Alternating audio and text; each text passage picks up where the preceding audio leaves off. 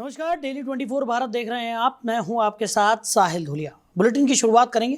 प्रधानमंत्री नरेंद्र मोदी ने धेमाजी में कहा कि असम को प्राकृतिक संसाधनों में कभी कमी नहीं रही, लेकिन पूर्व कांग्रेस सरकार ने राज्य के समाज को बांटकर ब्रह्मपुत्र के दोनों किनारों को जोड़ने में विफलता दिखाई।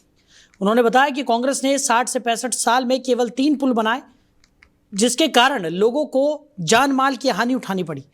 प्रधानमंत्री मोदी ने आगे कहा कि डबल इंजन सरकार ने इस समस्या को समझते हुए ब्रह्मपुत्र पर 10-11 वर्षों में 5 बड़े पुल पूरे किए हैं। इस प्रयास से असम के लोगों की आवाजाही आसान हुई है और आर्थिक एवं सामाजिक विकास में मदद मिली है। उन्होंने ये भी जोर दिया कि विकास के लिए सही नेतृत्व और समय पर कार्यवाही आवश्यक है। प्रधानमंत्री ने राज्यवासियों से अपील की कि वो सामूहिक विकास के लिए मिलकर काम करें और ब्रह्मपुत्र के पुलों का लाभ भी उठाएं। उन्होंने इस अवसर पर ब्रह्मपुत्र पर बने पुलों का महत्व और डबल इंजन सरकार की उपलब्धियों को विस्तार से बताया।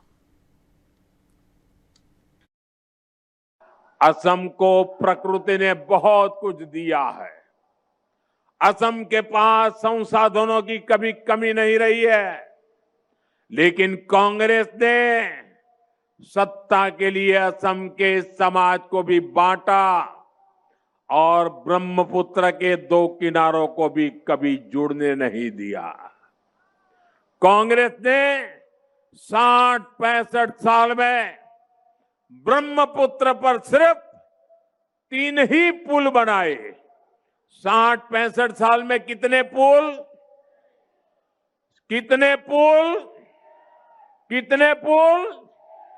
पुलों के अभाव में कितने ही लोगों को हमें खोना पड़ा, कितनी ही पीढ़ियों को मुश्किल से गुजरना पड़ा।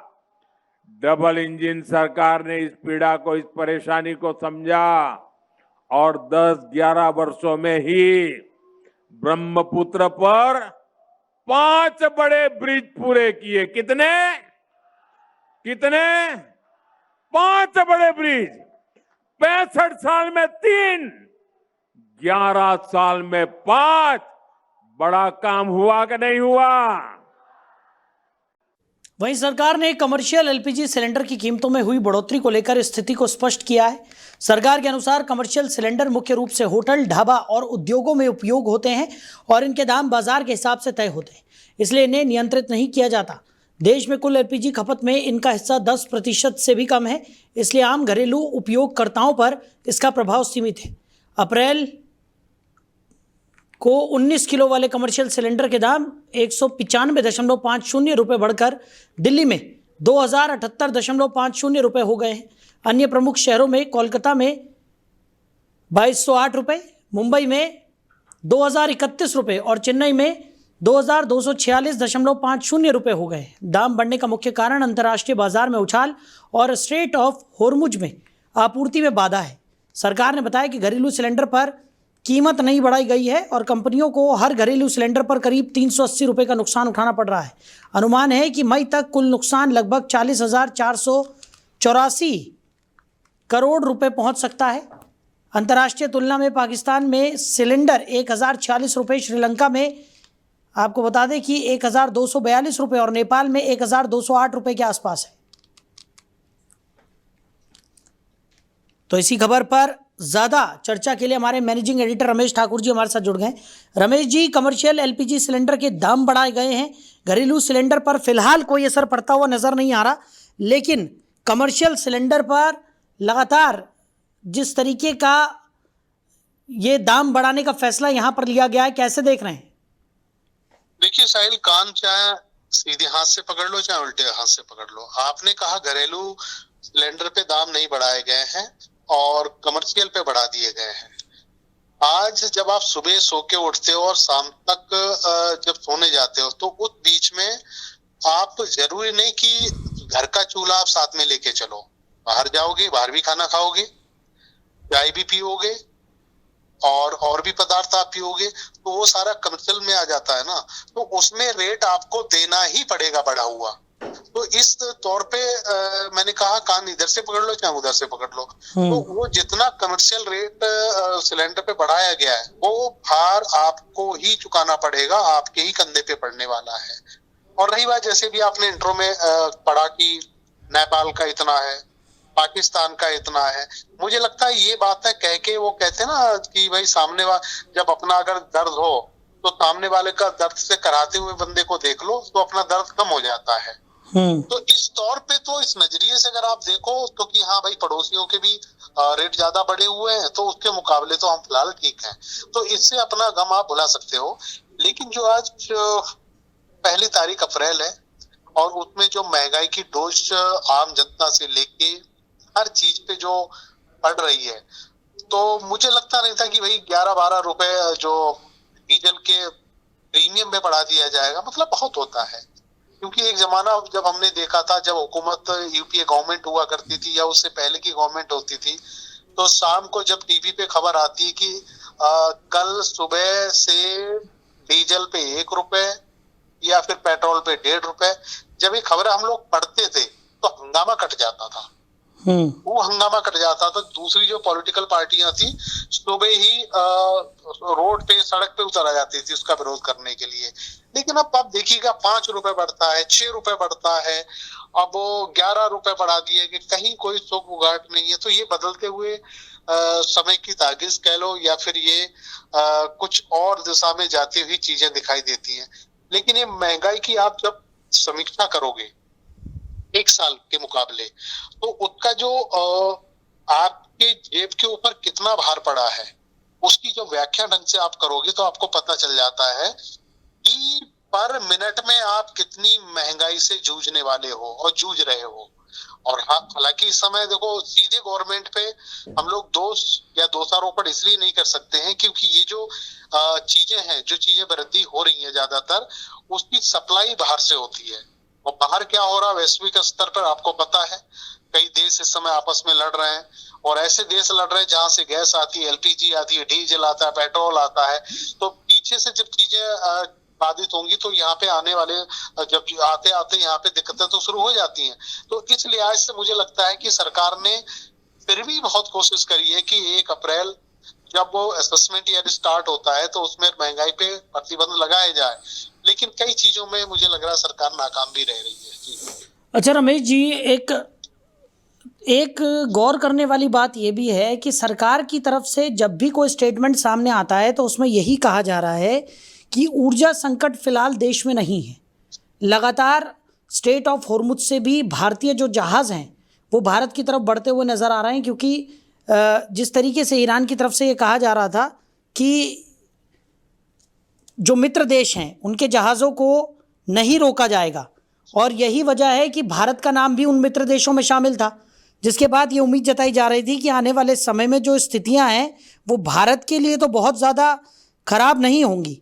लेकिन दूसरी तरफ जो हम तस्वीरें देख रहे हैं या सरकार के फैसलों की अगर हम बात करें तो उसमें अलग ही तरीके का कोई ये फैसला यहाँ पर देखने को मिल रहा है कि कमर्शियल सिलेंडर्स के दाम यहाँ पर बढ़ाए जा रहे हैं। एलपीजी को लेकर जिस तरीके से पहले बुकिंग जो है वो 20 दिनों की थी उसे बढ़ाकर 25 दिन किया गया। इस तरीके के जो बड़े फैसले यहाँ पर लिए जा रहे हैं, आखिर उनकी वजह क्या है, वो कैसे देख रहे हैं आप? मैं आपको बताता हूँ। अभी आपने कहा कि ईरान की बात आपने करी कि ईरान ने ये कहा था कि मित्र देशों के लिए ये रास्ता खोल दिया गया जी। ये बात तकरीबन 10 दिन पुरानी है। हमने इस पे रिपोर्ट भी की थी, चर्चाएं भी हमने करी थी। लेकिन क्या इस 10 दिन के अंतराल में अगर आपने ये देखा वो मित्र देशों के लिए हॉर्मुज खोल दिया गया? नहीं, चीजें वहीं की वहीं है। अब ये कहा जा रहा है कि हॉर्मुज का जो मोटा टोल टैक्स वसूला जाएगा ईरान की तरह, ये भी मैंने सुबह से देखा। लेकिन ईरान की तरफ से मुझे लग रहा ऐसा कोई अधिकृत कोई बयान ही नहीं है। जब एक बात बताइएगा, अगर कहीं पे कोई चीज बाधित होती है उसकी कीमत 10 रुपए है और अचानक वहां 20 रुपए कर दी गई है, तो मुझे लग रहा भारत 20 रुपए देने में क्या सक्षम है? चाइना भी सक्षम है, पाकिस्तान भी सक्षम है, हर एक देश सक्षम है 20 रुपए देने के लिए। लेकिन कम से कम वो बात सही तो हो जी। मुझे ऐसा लगता नहीं है कि उन्होंने स्ट्रेट हॉर्मुज को खोल दिया सब लोगों के लिए। भाई जिसको बड़ी कीमत जो दे सकता है, वो जो वहन कर सकता है वो दे, हमें निकल जाए। एक चीज ये हो गई क्लियर। और दूसरी चीज आप यहाँ पे आ जाइएगा ऊर्जा संकट की, जिस तरह से आपने बात करी कि हुकूमत ने ये पहले दिन से नकार दिया है कि ऊर्जा संकट भारत में नहीं है। जी। संकट नहीं है फिर भी ये वृद्धि क्यों? भाई गैस भी ऊर्जा से ही रिलेट करती है, एलपीजी भी उससे ही रिलेट करती है। तो जिन चीजों को आप नकार रहे हो उसी चीजों पे आप लगातार आप वृद्धि भी करते जा रहे हो। तो ये तो डबल बातें होंगी ना, डबल मीनिंग बातों को फिर आदमी को कौन क्या इस पे जस्टिफाई कर पाएगा? बिल्कुल। और उसमें जगह कैसे, उसमें एनालिसिस कैसे कर पाएगा? आप वो चीज बताओ जो चीजें आपके नियंत्रण में है, कि ये चीजें हमारे नियंत्रण में है, इस पे हम लोग कोई भी वृद्धि नहीं करेंगे तो ठीक है। मुझे लगता है कि देश की जनता कुछ समय से काफी गुमराह हो रही है, वो खुद नहीं समझ पा रही है और उनकी एतबारी भी ना सरकार पे रही है ना दूसरे लोगों पे रही है कि सुबह क्या बोला जाता, शाम को क्या बोला जाता और क्या कर दिया जाता है। चलिए रमेश जी, हमारे साथ जुड़ने के लिए, इन तमाम चर्चाओं के लिए आपका बहुत शुक्रिया। तो कमर्शियल एलपीजी सिलेंडर के दाम यहां पर बढ़ा दिए गए हैं। घरेलू सिलेंडर पर फिलहाल कोई असर पड़ता हुआ नहीं दिखाई दे रहा है। अंतर्राष्ट्रीय आपूर्ति संकट से ये दाम बढ़ाए गए हैं, तो कंपनियों को हर सिलेंडर पर अब नुकसान उठाना पड़ रहा है। वहीं मिर्जापुर में समाजवादी पार्टी का पुलिस उत्पीड़न के खिलाफ जोरदार प्रदर्शन सामने आया। देवी प्रसाद चौधरी के नेतृत्व में पार्टी कार्यकर्ताओं ने लोहिया ट्रस्ट कार्यालय से पैदल मार्च निकाला और कटरा कोतवाली के लिए आगे बढ़े। रास्ते में पुलिस ने उन्हें रमई पट्टी जिला पंचायत कार्यालय के पास रोक लिया। समाजवादी पार्टी के नेताओं का आरोप है कि पूर्व छात्र संघ अध्यक्ष अंकित यादव को 29 मार्च 2026 को बेलतर थाना क्षेत्र में बाइक हटाने को लेकर प्रभारी निरीक्षक के साथ बहस के बाद थाने ले जाकर गंभीर रूप से मारा पीटा गया। इस दौरान उनके हाथ में गंभीर चोटें आई। जिलाध्यक्ष ने पुलिस अधीक्षक को संबोधित मांग पत्र क्षेत्राधिकारी नगर विवेक जावला को सौंपते हुए कहा कि आरोपियों के खिलाफ कार्रवाई की जाए, अन्यथा पार्टी आंदोलन के लिए बाध्य होगी। एक हमारे पार्टी का लड़का विश्वास संघ का अध्यक्ष अंकित यादव, वो बेलतर के पास मोटरसाइकिल लेकर खड़ा था। इतने में इंस्पेक्टर कटरा आए, उसे बाइक हटाने के लिए कोई बातचीत। इसी बातचीत में उनको कुछ नागवार लग गया इंस्पेक्टर कटरा को, और उसको पकड़ के ले गए कटरा। ले जाकर उसने बहुत बुरी करके मारने के बाद उसका चालान कर दिए। चालान करने के बाद फिर उसका जमानत तो हो गया, लेकिन इस तरह से अमामी चित्र करके एक गलत संदेश देना, जनप्रतिनिधियों के साथ गलत करना, मारना पीटना, इतना बड़ा कोई क्राइम नहीं किया था। मोटरसाइकिल अगर सड़क में खड़ी थी तो कोनो बुरा बात हटवा लेता वो। इसी बात पर उसको इतना ज्यादा मार दिए हैं, तो हम लोग कप्तान को फोन किया। कप्तान साहब ने उनको भेजा सीओ सिटी चावला को, क्या ज्ञापन लीजिए और जांच करिए, अगर दोषी पाए जाएंगे तो उनको खिलाफ कार्रवाई की जाएगी। एक हमारे पार्टी का लड़का विश्वास संघ का अध्यक्ष अंकित यादव, वो बेलतर के पास मोटरसाइकिल लेकर खड़ा था। इतने में इंस्पेक्टर कटरा आए, उसे बाइक हटाने के लिए कोई बात। इसी बात वहीं उन्नाव में रामेश्वर महादेव मंदिर में विशाल भंडारे का आयोजन किया गया। इस कार्यक्रम का शुभारंभ फूलमती द्विवेदी और छोटू द्विवेदी ने किया, जबकि आयोजन का संचालन राजकिशोर द्विवेदी और RKG अभिनंदन परिवार की तरफ से किया गया। कार्यक्रम की शुरुआत सुंदरकांड पाठ, हवन पूजन और विधि विधान से भगवान श्री राम की पूजा अर्चना के साथ हुई। इसके बाद श्रद्धालुओं के लिए भंडारे का आयोजन किया गया। भंडारे में ग्राम पंचायत सहित आसपास के क्षेत्रों से बड़ी संख्या में श्रद्धालु पहुंचे और प्रसाद ग्रहण किया। श्रद्धालुओं को कड़ी चावल और मीठे में बूंदी वितरित की गई। वहीं मध्य प्रदेश के मुख्यमंत्री मोहन यादव MP-UP सहयोग सम्मेलन 2026 में शामिल होने काशी पहुंचे। वो सीधे श्री काशी विश्वनाथ मंदिर पहुंचेंगे, जहां दर्शन पूजन के बाद कॉरिडोर का भ्रमण भी करेंगे। इसके बाद वो होटल रमाडा जाएंगे और सम्मेलन की अध्यक्षता करेंगे। इस अवसर पर बरेका में 3 अप्रैल से होने वाले विक्रमोत्सव महानाट्य मंचन की तैयारियों का भी निरीक्षण करेंगे। इस कार्यक्रम में उत्तर प्रदेश के मुख्यमंत्री योगी आदित्यनाथ मुख्य अतिथि के रूप में मौजूद रहेंगे। इस सम्मेलन का उद्देश्य निवेश, औद्योगिक सहयोग और ODOP आधारित अर्थव्यवस्था के अवसरों को बढ़ावा देना और सांस्कृतिक और आर्थिक विविधताओं को एक मंच पर प्रस्तुत करना है।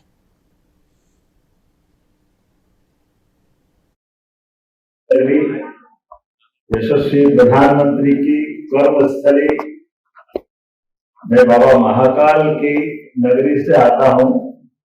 एक बार प्रेम से सभी बोलेंगे हर हर।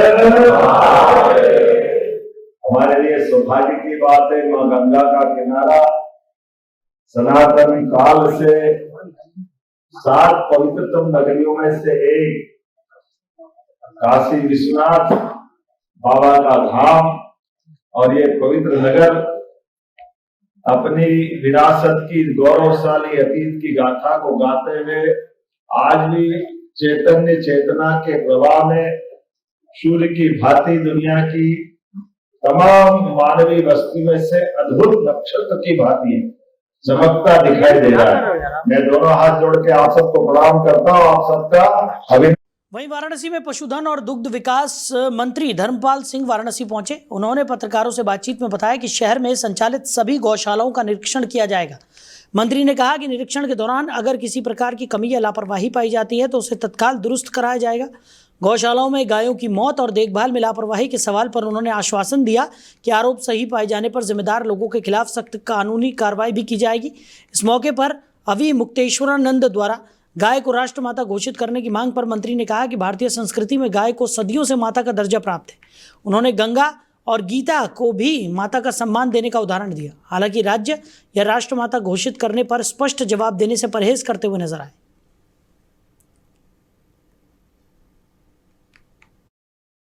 देखिए मित्रों, आज मैं काशी की पवित्र भूमि पर हूँ और ये राजनीति का स्वर्णिम है।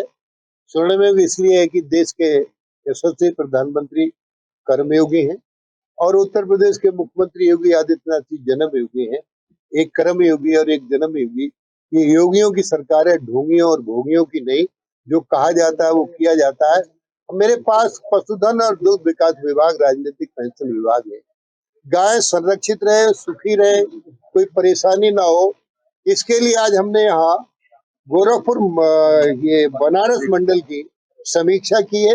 सभी जिलों के मुख्य पशु चिकित्सा अधिकारी और गोरखपुर इसके काशी के सीडीओ, एसडीएम, बीडीओ और हमारे पशुधन विभाग के सभी अधिकारी, इनको निर्देशित किया है कि इस गायों का संरक्षण प्रदान करें और गौशाला में गाय सुरक्षित रहे और उनका खाने पीने का हरा चारा, स्वच्छता का प्रबंध, पानी का प्रबंध, भूसे का अभाव ना रहे और रात्रि भी उनको मिलता रहे, ऐसे निर्देश दिए हैं। और भूसा बैंक गौशाला स्तर पर बनाई जाए। और इसमें उत्तर में ऐसा नहीं, वास्तव में उत्तर प्रदेश के मुख्यमंत्री योगी आदित्यनाथ जी गौ, उनकी पीठ का नाम गोरक्ष पीठ है। गोरक्ष पीठ है। गाय और गो में संगठन में भी उतरेंगे तो गौशाला जाएंगे, फिर गुरु जी के दर्शन करेंगे, तब और चीजें करेंगे। तो मुख्यमंत्री योगी आदित्यनाथ गौ भक्त है और उन्होंने गाय ठीक रहे 6 विभागों की एक कमेटी बनाई है। जिलाधिकारी जिसके अध्यक्ष है। पशुधन अकेले काम नहीं कर रहा है इसमें। नगर विकास विभाग, ग्राम विकास विभाग, पंचायती राज विभाग, राजस्व विभाग, पुलिस। वहीं हनुमानगढ़ में पुलिस लाइन परिसर में आज भव्य परेड का आयोजन किया गया। परेड का निरीक्षण और सलामी पुलिस अधीक्षक नरेंद्र सिंह मीणा ने ली। परेड की अगुवाई पुलिस निरीक्षक अनिल कुमार द्वारा दी गई। इस दौरान आरएसी सहित जिले के विभिन्न थाना, चौकी और कार्यालयों का स्टाफ शामिल रहा, जिन्होंने अनुशासन और समन्वय का उत्कृष्ट प्रदर्शन किया। परेड के बाद पुलिस अधीक्षक ने पुलिस लाइन परिसर का विस्तृत निरीक्षण किया। उन्होंने क्वार्टर गार्ड, कोत, कैंटीन, स्टोर, मेस, वाहन शाखा और जवानों के बैरकों का निरीक्षण कर व्यवस्थाओं का जायजा भी लिया। अधिकारियों को आवश्यक दिशा निर्देश भी दिए गए। इस अवसर पर पुलिस लाइन में जवानों और उनके बच्चों के लिए उपलब्ध जिम, लाइब्रेरी और आरओ प्लांट का भी अवलोकन किया गया। उपस्थित अधिकारियों में वृत्ताधिकारी मीनाक्षी, रामचंद्र कासवा, अशोक बिश्नोई, राकेश शांखला, रजनदीप कौर, रघुवीर बीका, मोनिका बिश्नोई और गुलाब सिंह शामिल थे। इस आयोजन से पुलिस की तैयारी, अनुशासन और जवानों की भौतिक व मानसिक सुविधाओं में सुधार के प्रति प्रशासन की गंभीरता उजागर हुई। जन्मोत्सव के उपलक्ष्य में पंवारसर धाम हनुमान मंदिर में 3 दिवसीय भव्य धार्मिक कार्यक्रम का आयोजन किया गया। कार्यक्रम का शुभारंभ श्री गंगानगर के गुरुजी प्रेम अग्रवाल के पावन सानिध्य के मुख्य बाजार से शोभा यात्रा से हुआ। जगह जगह फूल वर्षा कर भक्तों ने स्वागत किया और शहर प्रभु श्री राम के जयकारों से गूंज उठा। धार्मिक बस सेवा समिति की तरफ से भक्तों के लिए मुख्य बाजार में दूध और ठंडाई की व्यवस्था की गई। इस दौरान समिति के अनेक सेवादार उपस्थित रहे। कार्यक्रम में 2 अप्रैल तक दिव्य अखंड राम नाम संकीर्तन का जाप निरंतर चलेगा। 3 दिवसीय आयोजन में श्री राम दरबार की भव्य झांकी प्रस्तुत की जाएगी और सवामणि भोग बाबा को लगाया जाएगा। मुख्य बाजार को विशेष सजावट के साथ तैयार किया गया है। कार्यक्रम का आयोजन सनातन धर्म महावीर दल जय श्री बालाजी संकीर्तन मंडल की तरफ से किया जा रहा है। 2 अप्रैल को महाआरती के साथ 1100 सामूहिक सुंदरकांड पाठ का आयोजन होगा, जिसमें भक्तों की भारी भागीदारी की उम्मीद है। यह आयोजन समाज में भक्ति, एकता और धार्मिक उत्साह का संदेश फैलाएगा। वहीं बाली में जैन धर्म के श्री ओसवाल श्वेतांबर मूर्ति पूजक तपागच्छ जैन संघ और श्री महावीर जैन नवयुवक मंडल संस्थान के तत्वाधान में अखंड श्री महावीर स्वामी जन्म कल्याण दिवस के अवसर पर भव्य शोभा यात्रा का आयोजन किया गया। मंडल अध्यक्ष नरेंद्र परमार ने बताया कि शोभा यात्रा की शुरुआत श्री मनमोहन पार्श्वनाथ चौक से हुई। रथ में भगवान महावीर की प्रतिमा रखी गई थी और बैंड एवं ढोल नगाड़ों के साथ सैकड़ों श्रावक श्राविकाओं ने यात्रा में भाग लिया। शोभा यात्रा प्रताप चौक, जून मंदिर, गेमावतों का बास, किलादरों का बास और गणेश बाजार होते हुए श्री मनमोहन पार्श्वनाथ चौक पर खत्म हुई। आराधना भवन में दीप प्रज्वलन के साथ साध्वी भगवंत का प्रवचन हुआ और मांगलिक कार्यक्रम के साथ समापन किया गया। शोभा यात्रा में पूर्व विधायक अमृत परमार, बस्तीमल मेहता, श्रीपाल बाफना, चेतन मनोयत, प्रांत विही प्रमुख लखमा राम परमार सहित जैन समाज के अनेक बंधु, माता और बहनें उपस्थित रहे। कार्यक्रम में नवकारशी के लाभार्थी और 3 वर्षों के लाभार्थी परिवारों की घोषणा भी की गई, जिससे समाज में कल्याण और सौहार्द का संदेश फैलाने का उद्देश्य प्राप्त हुआ। वहीं रायसिंह नगर में सड़क सुरक्षा को बढ़ावा देने के लिए पुलिस की तरफ से विशेष अभियान चलाया गया। अभियान का निर्देशन अतिरिक्त पुलिस अधीक्षक रामेश्वर कंडेला ने किया। रात्रि के समय बिना रिफ्लेक्टर चलने वाले वाहनों के कारण होने वाली दुर्घटनाओं को रोकने के उद्देश्य से प्रशिक्षु आरपीएस प्रियंका ने ट्रैफिक पुलिस टीम के साथ हांडा चौक और शहर के अन्य प्रमुख स्थानों पर अभियान संचालित किया। इस दौरान 2 पहिया और 4 पहिया वाहनों को रोककर सैकड़ों वाहनों पर रिफ्लेक्टर लगाए गए। वाहन चालकों को यातायात नियमों के पालन और सड़क सुरक्षा के महत्व के बारे में समझाइश दी गई। अधिकारियों ने बताया कि रात्रि में रिफ्लेक्टर लगे होने से वाहन दूर से दिखाई देते हैं, जिससे हादसों की संभावना कम होती है। अभियान के दौरान प्रशिक्षु आरपीएस प्रियंका ने नशा बेचने वालों पर भी पैनी नजर रखी और लगातार फील्ड में सक्रिय रहकर कार्रवाई की। इस अभियान से सड़क सुरक्षा में सुधार और दुर्घटनाओं में कमी लाने की पुलिस की कोशिशों को बल मिला। वहीं सिरोही में भगवान महावीर स्वामी के जन्म कल्याणक हर्षोल्लास के साथ मनाए गए। जैन समाज ने अहिंसा परमो धर्म और जियो और जीने दो का संदेश फैलाने के लिए प्रभात फेरी, वरघोड़ा पूजन अर्चना, स्वामी वात्सल्य और दिव्यांगों को मिठाई वितरण के साथ रात्रि भक्ति संध्या का आयोजन किया। गांधी पार्क योग संस्थान में महावीर जन्म कल्याणक महोत्सव पर विशेष प्रार्थना सभा आयोजित की गई। संस्थान के महामंत्री गोपाल सिंह राव ने भगवान महावीर के जीवन को त्याग, संयम, सत्य और अहिंसा का प्रतीक बताया और कहा कि सच्चा धर्म बाहरी आडंबरों में नहीं बल्कि शुद्ध विचार और सरल आचरण में होता है। उन्होंने ये भी कहा कि वैश्विक संकट और युद्ध के समय में महावीर के संदेश ही मानवता को बचा सकते हैं। कार्यक्रम में भ्रष्टाचार निरोधक विभाग के रामेश्वर लाल, योग प्रशिक्षक भीख सिंह भाटी, समाज सेवी जय विक्रम हरण, योगाचार्य रामचंद्र सहित अनेक योग प्रेमी और जैन समाज के बंधु उपस्थित रहे। जय विक्रम हरण और नितेश जैन ने समाज सेवियों से आह्वान किया कि मतभेदों से ऊपर उठकर जैन एकता को मजबूत करें और विश्व शांति के लिए संकल्प लें। इस आयोजन ने क्षेत्र में अहिंसा, संयम और शांति का प्रेरक संदेश फैलाया। वहीं डीडवाना की होनहार छात्रा दीपिका राकावत ने राजस्थान माध्यमिक शिक्षा बोर्ड की 12वीं कक्षा में प्रदेश स्तर पर प्रथम स्थान प्राप्त कर इतिहास रच दिया। राम स्वरूप की पुत्री दीपिका ने 99.80% अंक हासिल किए और पूरे डीडवाना कुचामन जिले का मान बढ़ाया। उनकी इस उपलब्धि पर राजस्थान के शिक्षा मंत्री मदन दिलाकर और ने फोन कर उन्हें बधाई दी और उज्जवल भविष्य की शुभकामनाएं दी। परिणाम घोषित होते ही दीपिका के घर पर बधाई देने वालों का तांता लग गया। क्षेत्र के सांसद, जिला कलेक्टर और अन्य जनप्रतिनिधियों ने फोन के माध्यम से दीपिका और उनके परिवार को शुभकामनाएं प्रेषित की। जनप्रतिनिधियों ने उनकी प्रतिभा की सराहना करते हुए कहा कि प्रशासन और सरकार उनकी सफलता में पूरा सहयोग देंगे। दीपिका के राजस्थान टॉपर बनने की खबर से पूरे डीडवाना में खुशी की लहर दौड़ गई। मोहल्ले वासियों और शहर के प्रबुद्ध जनों ने उन्हें साफा पहनाकर और माला पहनाकर उनका भव्य स्वागत किया। शहर के प्रमुख चौराहों पर आतिशबाजी और मिठाई वितरण के साथ उत्सव मनाया गया। दीपिका, जो स्थानीय ऑर्नेट स्कूल की छात्रा है, ने अपनी सफलता का श्रेय माता पिता और शिक्षकों के मार्गदर्शन को दिया। स्कूलिंग मतलब स्कूल टाइम के बाद जब घर पे आके पढ़ते थे वो तो सारी सेल्फ स्टडी से ही हुआ है। 8 से 10 घंटे की नियमित पढ़ाई के बाद ही ये सब कुछ संभव हो पाया है। सारी खुद मेहनत करने के बाद ही ऐसा हो पाया है। इसका श्रेय किसको देना चाहेंगे? मैं इसका श्रेय मेरे पेरेंट्स को, मेरे गुरुजनों को, मेरे ताऊ जी और मेरे ताई जी को देना चाहूँगी। आगे चलकर आप क्या बनना चाहते हैं? मैं आगे चल के सिविल सर्विसेज करना चाहती हूँ। हमें विश्वास तो पूरा था जब से ये क्लास 11th में हमारे पास आई थी। पूरा कॉन्फिडेंस था कि 100% उसके आएंगे, राजस्थान टॉपर बनेगी। आज इसने हमें बहुत ऐसे सरप्राइज कर दिया कि राजस्थान टॉपर बनके बहुत ज़्यादा खुश है आज। बहुत बहुत धन्यवाद। आपका नाम? Ramesh Sharma, director ordinate edu systems. मुझे देखो आज के दिन बहुत ही ज़्यादा खुशी महसूस हो रही है। शुरू से ही ये मेधावी छात्रा के रूप में पढ़ाई कर रही थी और इसने हमेशा 100% देने की कोशिश की थी, लेकिन जिस तरह से इसने 9th, 10th, 11th, 12th में ऑर्डिनेट जैसी रिजवाना की जो संस्था है हमारी बहुत ही अच्छी है, जहाँ के गुरुजन है जो बहुत ही ज़्यादा महत्व देते हैं कि छोटी छोटी बातों के लिए उनको हर चीज़ उनको बताई जाती है, तो उनके सानिध्य से और इसकी ताईजी है। वहीं डूंगरपुर जिले के धम्बोला थाना पुलिस ने दहेज प्रताड़ना के मामले में 14 साल से फरार चल रहे मुख्य आरोपी विनोद सिंह राठौर को गिरफ्तार किया। मामला साल 2014 का है, जब एक पीड़ित ने रिपोर्ट दर्ज कराई थी कि शादी के बाद उसके पति और ससुराल ने दहेज की मांग कर उसे प्रताड़ित किया और अंततः घर से निकाल दिया। धम्बोला थानाधिकारी देवेंद्र देवल ने बताया कि आरोपी के खिलाफ पहले ही अन्य आरोपियों को गिरफ्तार किया जा चुका है, लेकिन मुख्य आरोपी मफरूर था और उस पर 1000 रुपये का इनाम भी घोषित था। जिला पुलिस अधीक्षक के निर्देश पर ऑपरेशन शिकंजा के तहत विशेष टीम गठित की गई और मुखबिर और तकनीकी सहायता से आरोपी का पता उदयपुर में चला।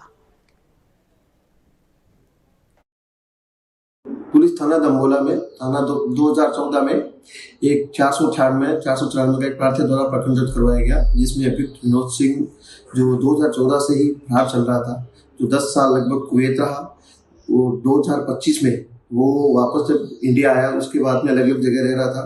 अभी थाना दम्बोला की टीम द्वारा उसको मुखबिर तंत्र से काफ़ी जगह मालूम करवाया। अभी जो उदयपुर रहने पर ज्ञात हुआ, जिस पर थाना दम्बोला की टीम द्वारा उसको डिटेन किया गया, जो 1000 का इनामी भी है और थाना कानोड़ उदयपुर में भी वांटेड चल रहा है, जिसको कल डिटेन किया गया और जिनका गिरफ्तार करके माननीय न्यायालय में पेश किया। वहीं हनुमानगढ़ के धन्नासर गांव निवासी डॉक्टर जितेंद्र कुमार सोनी को नई दिल्ली में राजस्थानी भाषा में लिखे कहानी संग्रह भरखमा के लिए साहित्य अकादमी पुरस्कार से सम्मानित किया गया। डॉक्टर सोनी वर्तमान में जयपुर के जिला कलेक्टर हैं। ये पुरस्कार भारत के संस्कृति मंत्रालय की ओर से 24 भाषाओं में दिए जाने वाले देश के सबसे बड़े साहित्यिक पुरस्कारों में शामिल है। पुरस्कार समारोह नई दिल्ली स्थित रविंद्र भवन के कमानी सभागार में आयोजित हुआ। साहित्य अकादमी के अध्यक्ष माधव कौशिक ने डॉक्टर सोनी को 1 लाख रुपए का चेक, स्मृति चिन्ह और शॉल उड़ाकर सम्मानित किया। समारोह में वरिष्ठ साहित्यकार विश्वनाथ प्रसाद तिवारी, अकादमी सचिव पल्लवी प्रशांत होलकर और उपाध्यक्ष कुमुद शर्मा भी उपस्थित रहे। परलीका गांव के साहित्यकार सत्यनारायण सोनी ने बताया कि डॉक्टर सोनी राजस्थानी और हिंदी दोनों भाषाओं के चर्चित लेखक हैं और अब तक उनकी 15 पुस्तकें प्रकाशित हो चुकी हैं। इनमें पहले उन्हें राजस्थानी कविता संग्रह रणखार के लिए युवा पुरस्कार भी मिल चुका है। डॉक्टर सोनी को यह पुरस्कार मिलने से हनुमानगढ़ और आसपास के क्षेत्रों में हर्ष की लहर दौड़ गई है। वहीं मकराना शहर के 4 खंबा क्षेत्र में बारिश के दौरान एक दर्दनाक हादसा हुआ, जिसमें लोहे के विद्युत पोल में करंट आने से एक गौवंश की मृत्यु हो गई।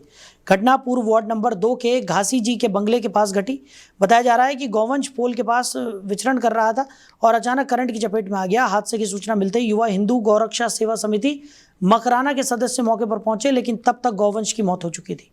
स्थानीय लोगों ने बताया कि इस पोल में पहले भी करंट आने की शिकायत विद्युत विभाग को दी गई थी, लेकिन समस्या का समाधान नहीं किया गया।